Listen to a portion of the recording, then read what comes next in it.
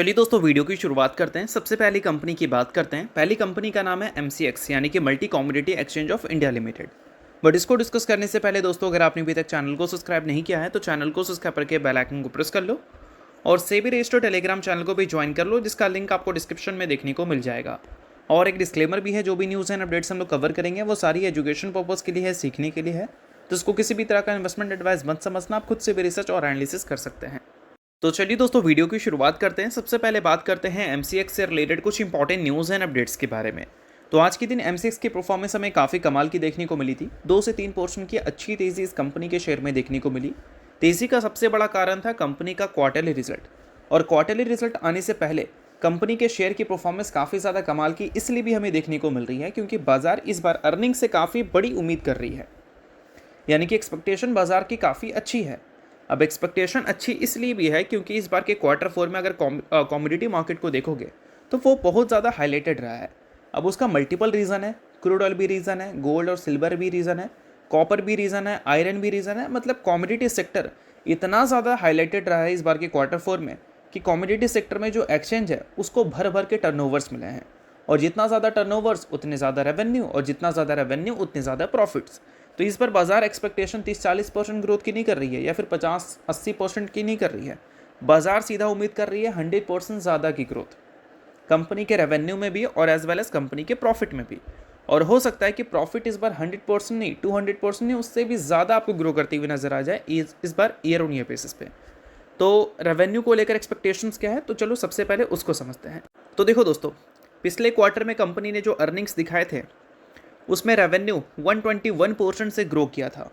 काफ़ी अच्छे नंबर्स थे पिछले क्वार्टर के, बट इस बार रेवेन्यू 121% से नहीं, इससे भी बड़ी ग्रोथ दिखा सकती है क्योंकि इस बार बाजार उम्मीद कर रही है 869 करोड़ का रेवेन्यू MCX शो कर सकती है। Q1Q बेसिस पे देखोगे तो काफ़ी शार्प ग्रोथ देखने को मिलेगी, और ईयर ऑन ईयर बेसिस पे देखोगे तो 100% से ज़्यादा की ही ग्रोथ है। हो सकता है 150% से भी ज़्यादा की ग्रोथ आपको MCX रिपोर्ट करती हुई दिख जाए अपने रेवेन्यू में। और रेवेन्यू अगर 150% से मान लो ज़्यादा ग्रो कर जाता है तो प्रॉफिट भी हमें काफ़ी तोड़फोड़ आते हुए देखने को मिल सकते हैं। और प्रॉफिट की एक्सपेक्टेशन है 530 करोड़ की। कितना? 530 करोड़ का। अगर ईयर ऑन ईयर बेसिस पे देखोगे तो 135 करोड़ से प्रॉफिट बढ़कर 530 करोड़ हो जाएगा, ऐसा मार्केट उम्मीद कर रही है। और Q1Q बेसिस पे देखोगे तो 400 करोड़ से सीधा प्रॉफिट 500 करोड़ को क्रॉस करने वाला है और 530 करोड़ रिपोर्ट करेगा, ऐसा बाजार उम्मीद कर रही है। तो ईयर ऑन ईयर बेसिस पे मल्टीफोल्ड ग्रोथ देखने को मिलेगी और Q1Q बेसिस पे भी डबल डिजिट पे हेल्दी ग्रोथ हमें देखने को मिलेगा। अब ये तो बाजार की एक्सपेक्टेशन है, काफ़ी हेल्दी एक्सपेक्टेशन है, इसी वजह से MCX की परफॉर्मेंस अच्छी है। अब MCX जो नंबर रिपोर्ट करेगी वो अकॉर्डिंग टू एक्सपेक्टेशंस होंगे, ये देखना इंटरेस्टिंग है। अगर एक्सपेक्टेशंस के हिसाब किताब करें तो काफ़ी सही बात है, और एक्सपेक्टेशन को अगर मिस कर गए तो ऑल टाइम हाई पे ये कंपनी चल रही है, तो प्रॉफिट बुकिंग भी कंपनी में तगड़ा आ सकता है। बट ये सभी चीज़ें डिपेंड करती है कि कंपनी के अर्निंग्स एक्सपेक्टेशंस के हिसाब से आए हैं या नहीं।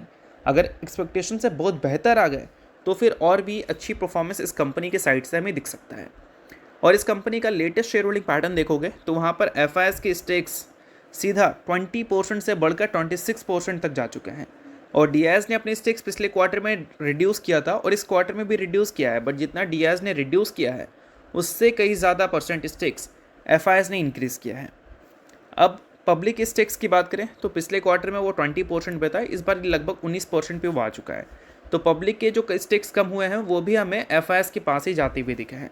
तो FIS के कन्विक्शन हमेशा हाई ग्रोथ कंपनी में होता है, और MCX की परफॉर्मेंस पिछले कुछ टाइम से लगातार अच्छी रही है। तो देखते हैं कि इस क्वार्टर 4 में भी कंपनी अपनी अच्छी परफॉर्मेंस को रिपीट कर पाती है नहीं। तो आप MCX को लेकर क्या उम्मीद करते हैं वो मुझे कमेंट में बताना। सो दोस्तों, फिलहाल रिजल्ट का पीरियड चल रहा है और रिजल्ट के पीरियड में हर कोई को अपनी कंपनी के रिजल्ट जानने हैं। तो इसके लिए क्या कर सकते हैं, आप सेबी रजिस्टर्ड रिसर्च एनालिस्ट के टेलीग्राम चैनल को ज्वाइन कर सकते हैं, जहां पर सबसे पहले आपको रिजल्ट्स की अपडेट मिलेंगी। साथ में उस कंपनी के टेक्निकल्स को प्रॉपर एनालिसिस कर यहाँ पर अपडेट किया जाएगा, जिसको भी चाहो तो आप चेकआउट कर सकते हो। ये आपके लिए बहुत ज़्यादा यूजफुल रहेगा क्योंकि इससे आपको क्लैरिटी मिलेगी कि आपकी कंपनी की परफॉर्मेंस अभी के टाइम पे कैसी है और आगे कैसी हो सकती है। और ये सारी चीज़ें कौन देगा? SEBI registered research analyst. तो इसके लिए आप टेलीग्राम चैनल को ज्वाइन कर सकते हैं। ज्वाइन बिल्कुल फ्री में कर सकते हो। मल्टीपल कंपनी के चार्ट्स आपको दिख जाएंगे जिसको आप चेकआउट भी कर सकते हो। तो लिंक डिस्क्रिप्शन में है, लिंक के थ्रू जाकर चैनल को ज्वाइन कर लो। तो चलिए दोस्तों, बात करते हैं अगली कंपनी के बारे में। सो अगली कंपनी का नाम है ट्रेंट लिमिटेड। हाल ही ट्रेंट ने अपने Q4 के अर्निंग्स को रिपोर्ट किया था। अर्निंग्स कंपनी के सही थे, बट उसके साथ कंपनी ने 1:2 के रेशियो में बोनस और ₹6 पर इक्विटी शेयर के हिसाब से डिविडेंड की भी अनाउंसमेंट की थी, जिसमें कंपनी ने 2 इक्विटी शेयर के बदले अपने इन्वेस्टर्स को 1 इक्विटी शेयर देने का फैसला किया था। सो अगर आप ट्रेंड के इन्वेस्टर हैं तो ये सारी चीज़ों को आप नोट कर सकते हैं, इन्वेस्टर नहीं है आप इग्नोर कर सकते हैं। न्यूज़ थी इस वजह से मैंने बता दिया, बाकी ये किसी भी तरह का रिकमेंडेशन नहीं है। तो चलिए अब बात करते हैं अगली कंपनी के बारे में। तो अगली कंपनी का नाम है BSE लिमिटेड।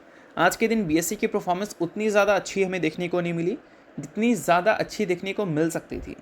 अगर कंपनी के नंबर थोड़े से बेहतर हो जाते तो, और थोड़े से अगर नीचे हो जाते हैं तो जैसी परफॉर्मेंस आपको दिख रही थी वो परफॉर्मेंस भी देखकर आप खुश रहते हैं, क्योंकि कंपनी में एक बड़ी क्रैश भी हमें देखने को मिल सकता था।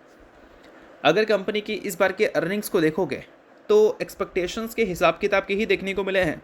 मोतीलाल ओसवाल ने अपनी कमेंट्री थोड़ी सी पॉजिटिव की है BSE को लेकर, बट फिर भी BSE 1% हमें गिरती हुई दिखी है।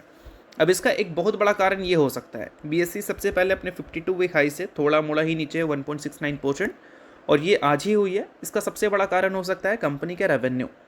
एक्सपेक्टेशन था 1600 करोड़ के ऊपर का रेवेन्यू दिखेगा, बट एक्सपेक्टेशन से रेवेन्यू थोड़ा सा कम रहा था।